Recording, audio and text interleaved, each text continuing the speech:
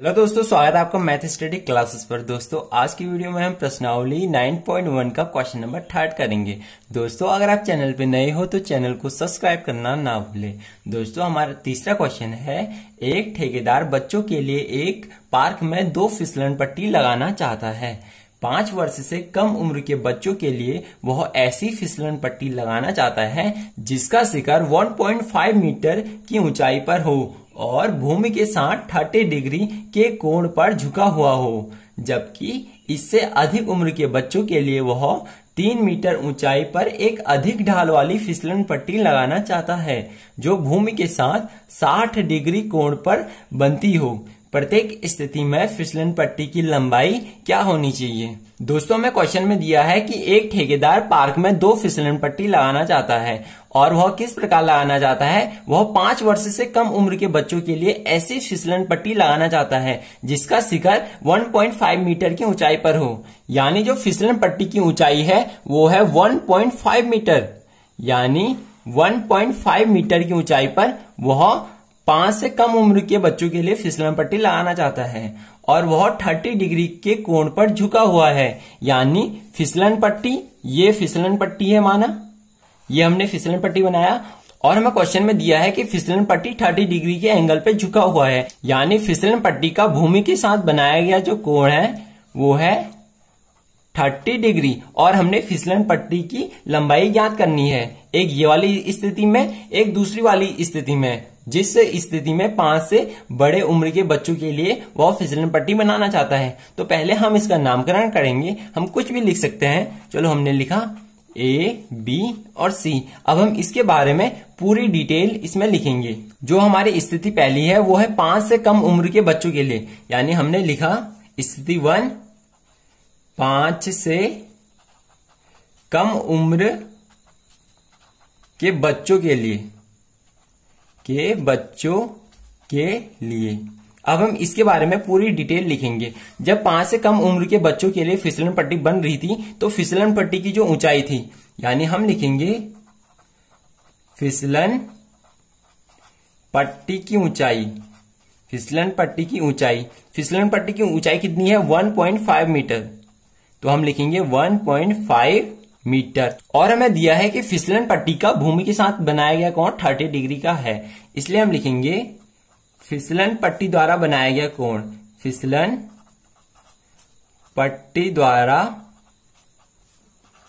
बनाया गया कोण, यानी जो फिसलन पट्टी ने कोण बनाया वो बनाया आपका 30 डिग्री का और जो कोण है वो है कोण ACB, कोण ACB। अब हम इसे डायरेक्ट सॉल्व करेंगे और हमने सॉल्व किस प्रकार करना है, तो हम पहले लिखेंगे समकोण त्रिभुज, समकोण को ऐसे लिखा और त्रिभुज ऐसे बनाया, समकोण त्रिभुज ABC में। अब हम इसे कैसे करेंगे, जैसे हमने फिसलन पट्टी की लंबाई ज्ञात करनी है, हमने इसकी लंबाई ज्ञात करनी है और ये एक त्रिभुज की कर्ण है और हमने यहां से लेके यहां तक की दूरी, यानी फिसलन पट्टी की जो लंबाई है उसे चलो h माना, यानी यहां से लेके यहां तक की जो दूरी है वो हमने h माना। और हमें क्या दिया है, और हमें दिया है लंब, यानी हमें लंब दिया है और हमें कर्ण निकालना है। तो हम ऐसे फॉर्मूले को ढूंढेंगे जिसमें लंब और कर्ण दोनों हो। तो हमारे पास साइन और कोसेक का फॉर्मूला ऐसा फॉर्मूला है जिसमें लंब भी है और कर्ण भी है। बाकी फॉर्मूलों में आपको लंब और कर्ण दोनों नहीं मिल पाएंगे, तो आपको साइन के फॉर्मूले का यूज करना है। तो आप लिखोगे जैसे साइन A है, चलो आपने लिखा साइन A बराबर लंब बटे कर्ण, तो आपने लिखा साइन A बराबर लंब बटे कर्ण। अब हम साइन A और पीछे का एंगल होता है, तो हमने लिखा साइन एंगल हमारा कितना है 30 डिग्री का, तो हमने लिखा साइन 30 बराबर लंब, और लंब है हमारा 1.5, फिर अपॉन लिखा और कर्ण हमने ज्ञात करना है जो फिसलन पट्टी की लंबाई है और कर्ण हमने h माना है, तो हम इसे h लिख लेंगे। तो हम साइन 30 की वैल्यू अब ट्रिग्नोमेट्रिक टेबल में से लिख लेंगे। अगर आप ट्रिग्नोमेट्रिक टेबल को देखते हो तो हमारी साइन 30 की वैल्यू होती है 1/2, तो आपने साइन 30 की जगह पे 1/2 लिख देना है। तो आपने लिखा 1/2 इक्वल टू 1.5 अपॉन h। अब h इस साइड जाएगा और 2 इस साइड चल जाएगा, तो हमारी जो h की वैल्यू आएगी वो आएगी 1.5 इंटू 2। अब हमारा h आएगा 3.0 मीटर, यानी हमारा जो फिसलन पट्टी की जो लंबाई है वो है 3 मीटर, क्योंकि हमारा h क्या है, फिसलन पट्टी की लंबाई, और हमारा लंबाई आ चुका है 3 मीटर। और हमारा मीटर ही क्यों आया, क्योंकि त्रिभुज की एक भुजा, ये वाली भुजा मीटर में है, इसलिए सभी भुजा मीटर में ही आएंगी। तो हमारी फिसलन पट्टी की लंबाई इतनी आ चुकी है। अब हमारा जो दूसरी स्थिति है, और वो दूसरी स्थिति हमसे क्या कह रही है कि जब वह 5 वर्ष से बड़े बच्चों के लिए फिसलन पट्टी बनाता है, तो वह किस प्रकार बनाता है कि उसकी ऊंचाई जो है वो है 3 मीटर, यानी फिसलन पट्टी 3 मीटर की ऊंचाई पर है, और वह कितने डिग्री का एंगल बनाता है भूमि के साथ, और हमें क्वेश्चन में दिया है कि वह भूमि के साथ 60 डिग्री के एंगल बनाता है। तो हम यहाँ पे लिखेंगे 60 डिग्री। अब हमने इसका नामकरण कर लेंगे। चलो हम लिखते हैं इसे एक्स, वाई और जेड। हमें क्या दिया है, हमें लंब दिया है, और हमने फिसलन पट्टी की लंबाई ज्ञात करनी है। तो हम इसे कर्ण लिखेंगे, हमने कर्ण लिखा, और हमें यहां से लेके यहां तक की दूरी ज्ञात करनी है। चलो हम इसे h लंबाई का मानते हैं, यहां से लेके यहां तक की दूरी को। अब हम दोस्तों इसके बारे में लिखेंगे कि हमने क्या क्या माना है। तो हम इसे लिखते हैं, हमने लिखा स्थिति सेकंड लिखेंगे पहले, स्थिति सेकंड। जो हमारी स्थिति सेकंड थी वो हमसे क्या कह रही है, तो हमारी स्थिति सेकंड कह रही है 5 से अधिक वर्ष के, 5 से अधिक उम्र के बच्चों के लिए, उम्र के बच्चों के लिए, 5 से अधिक उम्र के बच्चों के लिए फिसलन पट्टी की जो ऊंचाई है, यानी फिसलन पट्टी की ऊंचाई कितनी है, 3 मीटर। तो हम लिखेंगे फिसलन पट्टी की ऊंचाई, फिसलन पट्टी की ऊंचाई, फिसलन पट्टी की ऊंचाई कितनी है, 3 मीटर। और फिसलन पट्टी द्वारा बनाया गया कोण हम लिखेंगे फिसलन पट्टी द्वारा बनाया गया कोण, और जो उसने कोण बनाया वो बनाया उसने 60 डिग्री का।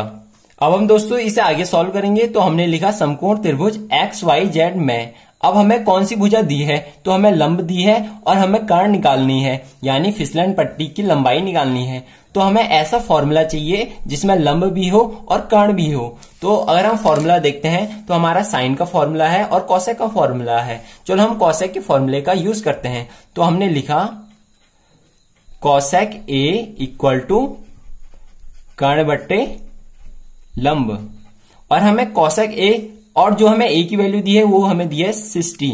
तो हम लिखेंगे कॉसेक 60 इक्वल टू कर्ण, कर्ण है हमारा h, हमने यानी फिसलन पट्टी की जो लंबाई है उसे h माना है, और लंब है हमारा 3 मीटर। तो हम लिखेंगे 3। अब हम यहां से कॉसेक 60 की वैल्यू ट्रिग्नोमेट्रिक टेबल में से निकाल लेंगे।